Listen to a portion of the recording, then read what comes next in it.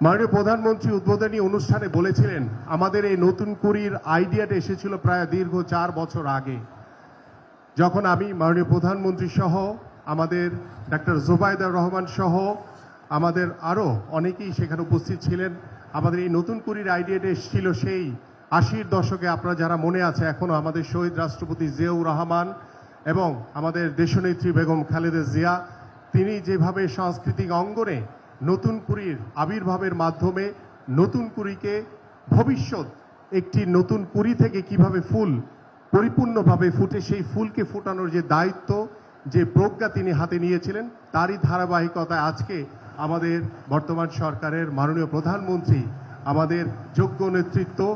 আগামীর বাংলাদেশকে একটি সমৃদ্ধশালী মানবিক বাংলাদেশ গড়ার প্রত্যয় নিয়ে যিনি নিরলসভাবে কাজ করে চলেছেন, তারই আইডিয়া হচ্ছে এই নতুন কুড়ি স্পোর্টস। আমাদের বাংলাদেশের জন্য একটি নতুন একটি দিক উন্মোচিত হয়েছে আমি মনে করি।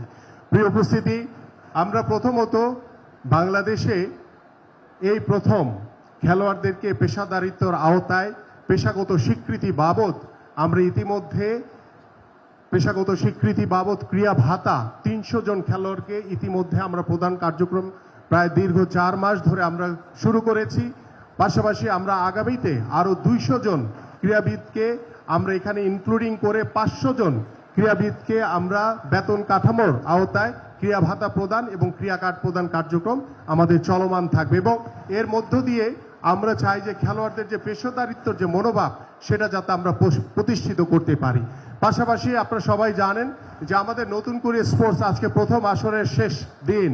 কিন্তু দ্বিতীয় আসরের কার্যক্রম ইতিমধ্যে 1 জুলাই থেকে অনলাইন কার্যক্রম শুরু হয়েছে এবং আমাদের এই কার্যক্রম আগামী আগস্ট পর্যন্ত চলমান থাকবে এবং ইনশাআল্লাহ মাননীয় প্রধানমন্ত্রীর প্রধান অতিথির সানুগ্রহে জ্ঞাপন করে ইনশাআল্লাহ আমরা সেপ্টেম্বরের ফার্স্ট উইকে আমাদের দ্বিতীয় আসর নতুন করে ইনশাআল্লাহ শুরু হবে। এবং আমি এখানে উল্লেখ করতে চাই আমাদের প্রথম নতুন করে আসরটি আমরা উপজেলা পর্যায় থেকে জেলা পর্যায়ে, জেলা থেকে বিভাগ পর্যায়ে এবং জাতীয় পর্যায়ে শেষ করেছি, কিন্তু আমাদের দ্বিতীয় নতুন কুড়িটি আমরা ইউনিয়ন পর্যায় থেকে শুরু করতে চাই, যেখানে আমাদের ইউনিয়নের সংখ্যা রয়েছে প্রায় 4599টি ইউনিয়ন। আপনারা একটু চিন্তা করে দেখেন, আমাদের আজকে যারা কিশোর ফুটবলার যারা খেলেছে, যারা কিশোরী ফুটবলার ছিল, আমরা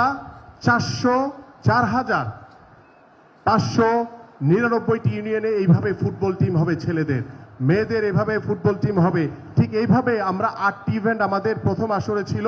আরও 2টি ইভেন্ট আমরা ভলিবল এবং টেবিল টেনিসকে ইনক্লুডিং করে আমরা মোট 10টি ইভেন্টকে আমরা আগামী দ্বিতীয় আসর থেকে ইনশাআল্লাহ কার্যক্রম শুরু করব। পর্যায়ক্রমে আমাদের ভবিষ্যৎ এবং আমাদের আর্চারিতে, আমাদের শুটিংয়ে, আমাদের অন্যান্য আরও বেশ কয়েকটি ইভেন্ট রয়েছে, সেই ইভেন্টগুলোতে অনেক ভালো করার সুযোগ রয়েছে, যেগুলোর জন্য ইতিমধ্যে আমরা জেলা পর্যায়ে কার্যক্রম শুরু করার নির্দেশনা দিয়েছি। পাশাপাশি আজকের যারা প্রতিভাবান খেলোয়াড় এদেরকে এবং এখানে যারা 310 জনের মতো যারা পুরস্কৃত হয়েছে তাদেরকে আমরা বিকেএসপিতে 2 মাস ট্রেনিং করিয়ে তাদের ভিতর থেকে বাছাই করে যারা প্রতিভাবান খেলোয়াড় আরও জিস্ট তাদেরকে আমরা বের করে নিয়ে এসে আমরা তাদেরকে সরকারি খরচে আমরা তাদেরকে বিকেএসপিতে ভর্তি করাবো। তাদের সকল দায় দায়িত্ব, খেলাধুলা, পড়াশোনার সকল দায় দায়িত্ব সরকার বহন করবে। এভাবে আমরা প্রত্যেকটি তৃণমূল পর্যায়ে আজকে ফারিয়ার মতো আজকে অনেক প্রতিভাবান খেলোয়াড় রয়েছে, যারা দেখেছেন আপনারা ইতিমধ্যে যে তারা গ্রামের অনেকেই রয়েছে যার বাবা বাক প্রতিবন্ধী, অনেকে রয়েছে যার বাবা পরিচ্ছন্ন কর্মী, অনেকের বাবা রিক্সা চালক। এই ধরনের প্রতিবাদের আমরা তুলে এনে আমরা সর্বোচ্চ জায়গায় রাষ্ট্রীয়ভাবে তাদেরকে প্রতিষ্ঠিত করতে চাই এবং আমাদের মাননীয় প্রধানমন্ত্রীর স্বপ্ন রয়েছে যে আমরা কবে অলিম্পিকে পদক পাবো। সেই অলিম্পিকের পদকের জন্য আমি মনে করি যে আমাদের এই নতুন কুড়ি 10 থেকে 12 বছর, 12 থেকে 14 বছর যেই যাত্রা আমরা শুরু করেছি, ইনশাল্লাহ আমি আপনাকে আশ্বস্ত করতে পারি ইনশাল্লাহ আগামী 5 বছর পরে কিংবা 10 বছর পরে এই নতুন কুড়ি থেকে বের হয়ে আসা